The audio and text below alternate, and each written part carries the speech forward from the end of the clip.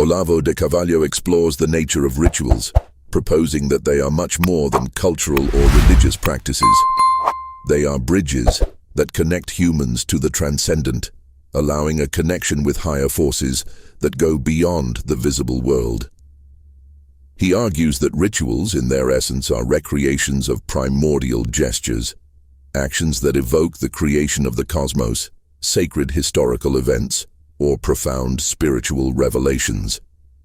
These gestures are considered primordial because they carry a symbolic weight and energy that transcends time and space, enabling the practitioner to enter a sacred time. This concept of sacred time is essential to Olavo's view of rituals. Unlike chronological time, which is linear and moves from past to future, sacred time is a dimension where past, present, and future coexist and intertwine. Performing a ritual, according to Olavo, is a means of suspending ordinary reality and entering this timeless space where the practitioner can connect with the essence of the primordial event the ritual intends to evoke. Thus, the ritual is more than a symbol. It is real access to a truth that shapes the universe and gives meaning to existence. Magical rituals are described as practices that seek to directly manipulate subtle forces of nature. These forces are not perceived by the senses, but have a tangible and significant influence on the physical world and human life. Olavo explains that, in magic, these subtle forces can be manipulated through specific gestures, symbols, and forms. These practices are based on a deep understanding of cosmic correspondences and interconnections between nature and humanity. To illustrate the concept of subtle forces, Olavo uses Chinese acupuncture, a practice based on the circulation of vital energy through invisible channels called meridians. These meridians are not visible, but are considered essential for physical health and energetic balance. Acupuncture seeks to unblock or redirect this energy to restore harmony to the body. Scientific studies have attempted to associate these meridians with the nervous system, but experiments using radioactive isotopes indicated that this energy circulates through immaterial channels without a direct physical correspondence. For Olavo, this example demonstrates that invisible forces, when understood and manipulated correctly, have a direct and real impact on life and well-being. Magic, then, becomes a spiritual and energetic science, where the practitioner uses their knowledge of invisible forces to influence the world without needing divine intervention. They do this by mastering the energetic laws of the universe, treating the cosmos as an interconnected network in which every element is in tune with the rest. In magic, this manipulation occurs through precise techniques where the practitioner works with cosmic energies to produce specific changes in their life or environment. Another fundamental concept, discussed by Olavo, is the psychological power of witchcraft. For him, witchcraft relies on the power of suggestion and belief to create tangible effects.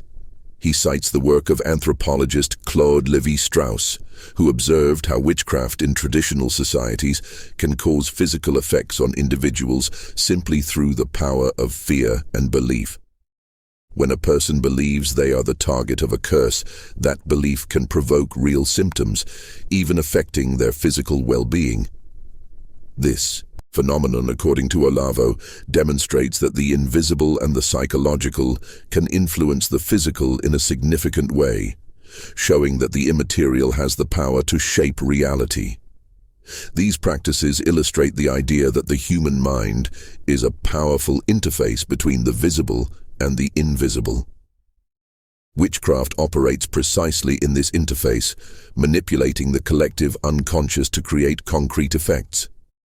In cultures where witchcraft is widely accepted, the psychological impact is even more intense, as collective belief reinforces the influence that witchcraft exerts on the individual. Olavo suggests that these practices show how the immaterial can have material consequences, and that manipulating the mind and beliefs can be a powerful way to act on reality. Olavo also cites alchemy as an example of a practice that manipulates the subtle forces of the universe. Alchemy, known for its goal of transforming base metals into gold, is, to Olavo, much more than a chemical practice. It is a spiritual practice that reflects the inner transformation of the practitioner. He mentions the alchemist Armand Barbeau, who documented his creation of a golden liquid known as drinkable gold, believed by many alchemists to have curative and spiritual properties. This example of alchemy suggests that the alchemist's work is not only physical, but is also a quest for an elevated state of being, where external transformation reflects inner purification. Another example is Kirlian photography, a technique that captures the energy field or aura around living beings and objects. This energy field reflects the emotional and physical state of the being, and changes in it can indicate variations in well-being. For Olavo, the existence of this aura confirms that there are forces and dimensions beyond the visible that, although subtle, are very real. Kirlian photography, therefore, reinforces the idea that visible matter is always surrounded by an invisible dimension, but one that has a direct impact on reality and people's health. In contrast to magical rituals, which manipulate energies directly, Olavo explores religious rituals as practices that seek to create an alliance with spiritual entities. In religious rituals, the practitioner does not attempt to control the divine, but instead seeks its protection and guidance, establishing a relationship of respect and reverence. According to Olavo, these rituals are a way of acknowledging the superiority of divine forces and seeking their blessings to face life's challenges. He identifies two main types of religious rituals: propitiatory rituals, in which divine protection is sought before an important event, and sacrificial rituals, in which something is offered to the divine as a form of gratitude. In propitiatory rituals, the practitioner trusts in divine intervention to ensure that their endeavor will succeed and that they will be protected from adversity. In sacrificial rituals, the practitioner offers something of value, food, objects, or acts of devotion, as an act of humility and acknowledgement of divine benevolence. This symbolic offering is seen as a way to establish an exchange with the divine, where the practitioner shows their gratitude and aligns with the spiritual generosity they believe they are receiving. Olavo also explores the concept of Egregore, a kind of collective psychic entity that arises from the union of prayers, thoughts, and intentions of a group.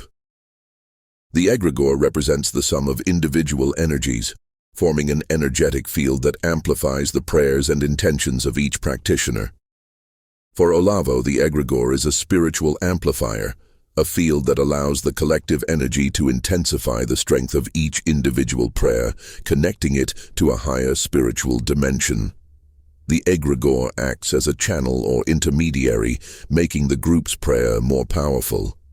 Within this concept, Olavo discusses rites of aggregation, which are rituals intended to unite the practitioner to the group's egregore, integrating them into the spiritual community and collective power. By aggregating to an egregore, the practitioner strengthens their connection to the collective spiritual force, allowing their prayer or intention to benefit from the power amplified by the presence and union of the group. This reinforces the idea that spirituality is not just an individual practice, but is strengthened through communion. Finally, Olavo addresses initiatory rites, which aim for the complete transformation of the practitioner.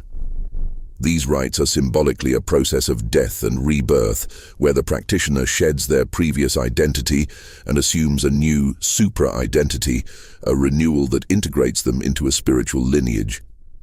This transformation allows them to access a new level of understanding and spiritual power.